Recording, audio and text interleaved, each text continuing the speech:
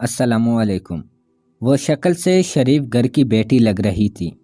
मैं पास गया, मेरे करीब होकर बोली, चलोगे साहिब? मैंने पूछा, कितने पैसे लोगी? कहने लगी, आप कितने देंगे? मैंने उसकी नीली सी आंखों में झांक कर देखा। वो बेबस सी थी। मैंने बोला, आओ कार में बैठो। वो डर रही थी। कहने लगी, कितने आदमी हो? मैंने कहा, डरो नहीं, मैं अकेला ही हूँ। वो खामोश बैठी रही, फिर कहने लगी, आप मुझे सिगरेट से अजियत तो नहीं दोगे ना? मैं मुस्कुराया, बिल्कुल भी नहीं।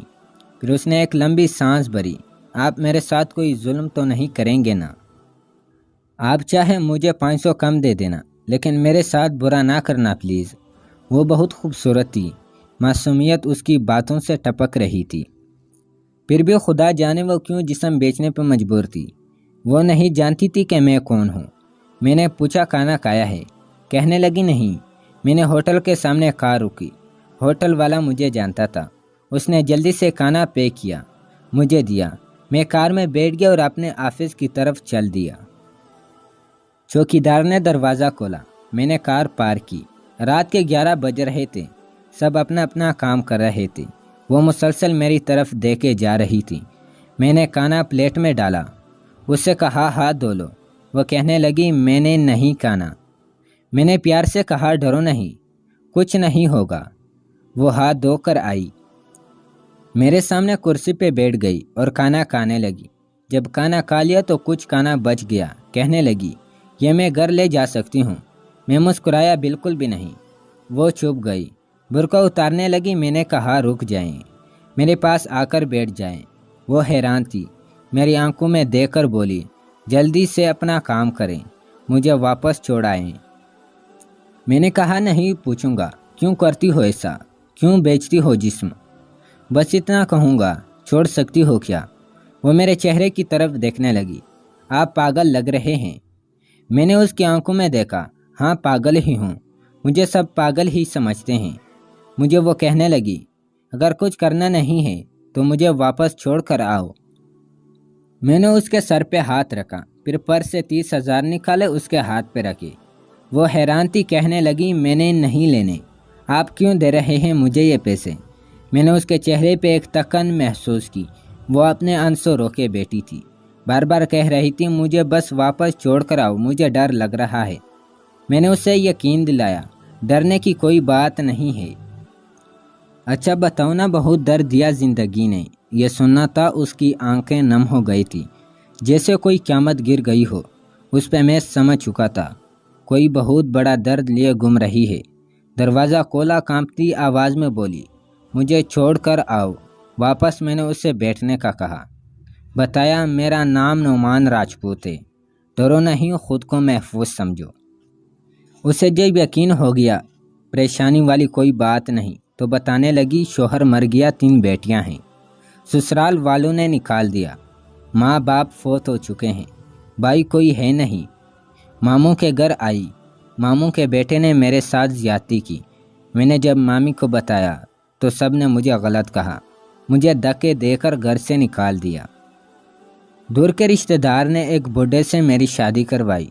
उसके भी बच्चे थे। उसके बच्चों ने मुझे बहुत जलील किया। फिर वो शोहर भी फौत हो गया।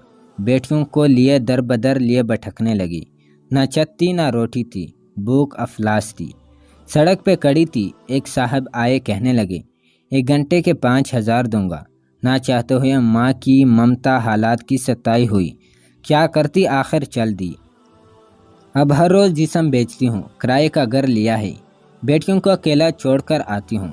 क्या करूँ, बहुत बार सोचा खुदकशी कर लूँ, लेकिन बेटियों को देखकर हिम्मत नहीं होती। वो रो रही थी। मैं ज़माने की बेहिसी महसूस कर रहा था। उसके सर पे हाथ रखा और कहा, नुमान तुम्हारा भाई है। आज से तुम अपनी बेटियों को लो और मेरे ऑफिस के ऊपर वाले एक रूम में रहो। वो यकीन नहीं कर पा रही थी। कार में बिठाया, उसके घर पहुंचा। बेटियां सोई हुई थी, बहुत प्यारी थीं। गोद में उठाया, दिल को सुकून मिला। मुझे कहने लगी, आप फरिश्ते हैं। आप कौन हैं? मैं उसे अपने ऑफिस ले आया। वो दुआएं देने लगी। झोली उठाकर ना जाने कितनी दुआएं देती रही। मैंने उससे कहा, जाकर सो जाएं। अपने ऑफिस रूम में गया। मेरे सामने से वो चेहरा गुजरा। جو ایک لڑکی اپنے شوہر سے جھگڑا کر رہی تھی۔ اسے کہہ رہی تھی مجھے طلاق دو، تم کو میری قدر ہی نہیں ہے۔ وہ اپنا گھر جلا رہی تھی۔ اپنی بے وقوفی کی وجہ سے وہ بیچاری کیا جانے زمانے کی تلخیاں کیا ہوتی ہے، زمانے کا ڈسنا کیا ہوتا ہے۔ میں بتانا چاہتا تھا اپنا گھر جان بوجھ کر اجاڑنے والی لڑکیوں کو طلاقیں لینا آسان ہے، اس کے بعد جینا موت ہے۔ کبھی ساس کا رونا، کبھی نیند کا سیاپا، کبھی جٹانی سے لڑائی، یہ ہر گھر کی بات ہے۔ اس کا ہرگز مطلب طلاق لینا یا گھر اجاڑنا نہیں ہے۔ کم عمری میں ہی میرے سر کے بال سفید ہو گئے ہیں۔ ہزاروں آنکھوں کے آنسو دے کر اپنے گھر کو آباد رکھوں۔ خدا کی قسم ایک وقت آتا کہ نہ بھائی حال پوچھتے ہیں نہ سگی بہنیں، سب وقت کے ساتھ چہرے کے نقاب بدل لیتے ہیں۔ نعمان ہر جگہ ہر کسی کو تامنے کے لیے کڑا نہیں ملے گا۔ ہاں میری قلم شاید کسی کو بربادی سے پہلے بچا لے۔ ہم سفر کیسا بھی ہے وہ تمہارا ڈال ہے۔ شادی کے بعد سگے بھائی سے خرچہ لینا بھی بھیک مانگنے جیسا لگتا ہے۔ میری باتیں وہ عورت سمجھ سکتی ہے جس پہ ایسا کچھ گزرا ہو۔ ہم سفر جیسا بھی ہے وہ تمہارا لباس ہے۔ یاد رکھنا زمانے کے لیے تم صرف گوشت کا ایک ٹکڑا ہو۔ وہ زمانے گزرے، مدت ہوئی جب رشتوں کا پاس رکھا جاتا تھا۔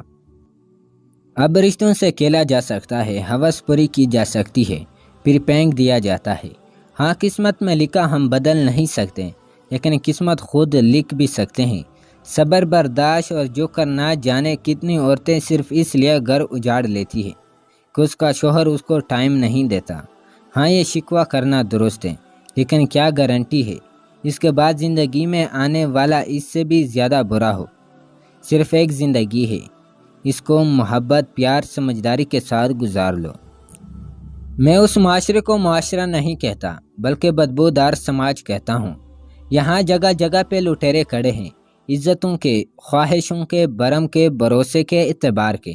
بس آخر پہ ایک بات کہوں گا، اگر تم کو پیٹ بھرنے کے لیے چار دیواری سے باہر نہیں جانا پڑ رہا، اگر تم کو جسم نہیں بیچنا پڑ رہا، اگر تمہارے سر پہ چادر ہے، اگر لوگ تمہارا سودا نہیں کرتے، اگر لوگ تم کو وحشیاں نہیں کہتے، اگر تمہارا دامن پاکیزہ ہے، اگر تم رات کو محفوظ پناہ گاہ میں سوتی ہو، تو نہ کرنا برباد اپنا اشیانہ، ورنہ رون دی جاؤ گی، نوچ لی جاؤ گی۔ جو طلاق لیے بیٹی ہیں پوچھو ان سے، وہ سوچ رہی ہوتی ہے نہ جانے کتنے بچوں کے بعد کی ہم سفر بنوں گی، نہ جانے وہ کیسا سلوک کرے گا، اور پھر ساری زندگی یہ تانا سنتے گزر جاتی ہے اتنی ہی اچھی ہوتی تو طلاق کیوں لیتی۔